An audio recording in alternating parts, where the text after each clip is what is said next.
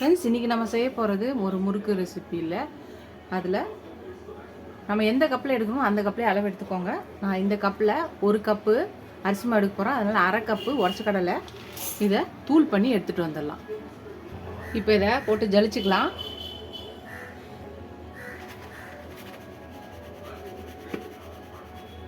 இப்போ அதே கப்பில் ரெண்டு கப்பு அரிசி மாவு எடுத்துக்கலாம், போட்டுக்கலாம். ஜலிச்சாச்சு. ஒரு ஸ்பூன் வெள்ளை எண்ணெய் போட்டுக்கலாம். ஒரு ஸ்பூன் காஷ்மீரி சில்லி பவுடர், அப்புறம் ஒரு அரை ஸ்பூன் பெருங்காயம். இது ரெண்டுத்தையும் போட்டுக்கலாம்.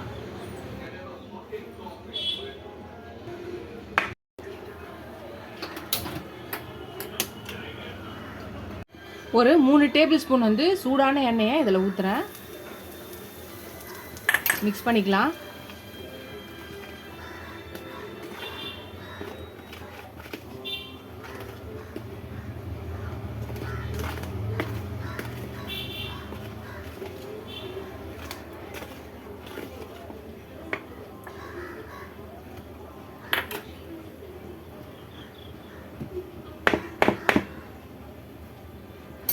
இப்போ கையில் எல்லாத்தையும் நல்லா ஒரு வாட்டி மிக்ஸ் பண்ணிக்கலாம்.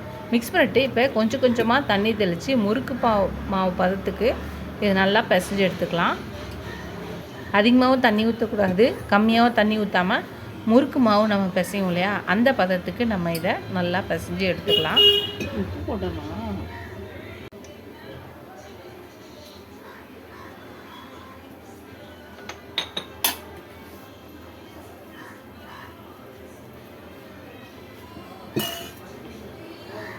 உப்பு சொல்ல மறந்துட்டேன், வீடியோவில் எடுக்க மறந்துட்டேன். உப்பு தேவையான அளவு போட்டுக்கோங்க. ஒரு ஸ்பூன் போட்டால் கரெக்டாக இருக்கும். இப்போ எல்லாத்தையும் நல்லா மிக்ஸ் பண்ணிக்கலாம். மாவு பார்த்திங்கன்னா நல்லா பிசைஞ்சாச்சு. இந்த மாதிரி இருக்கணும். ரொம்ப திக்காக இருக்கக்கூடாது, ரொம்ப தண்ணியாக இருக்கக்கூடாது, இருக்கட்டும். இப்போ மாவு பிசைஞ்சாச்சு. இப்போ நம்ம இன்னைக்கு ஸ்டார் அச்சில் தான் எடுக்க. எந்த இதில் நார்மலாக வேணாலும் இல்லை ஸ்டார் அச்சில் போட்டாலும் போடலாம்.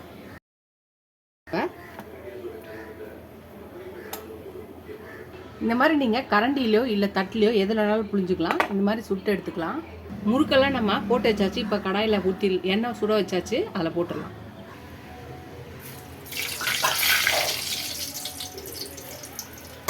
இது மாதிரி எல்லாத்தையுமே நம்ம போட்டதை போட்டுடலாம். எல்லாத்தையும் போட்டாச்சு. போட்ட உடனே திருப்பி விடக்கூடாது, கொஞ்ச நேரம் வேகட்டும், அதுக்கப்புறம் திருப்பி போடலாம். ஒரு பக்கம் வெந்துருச்சு, திருப்பி போட்டுடலாம்.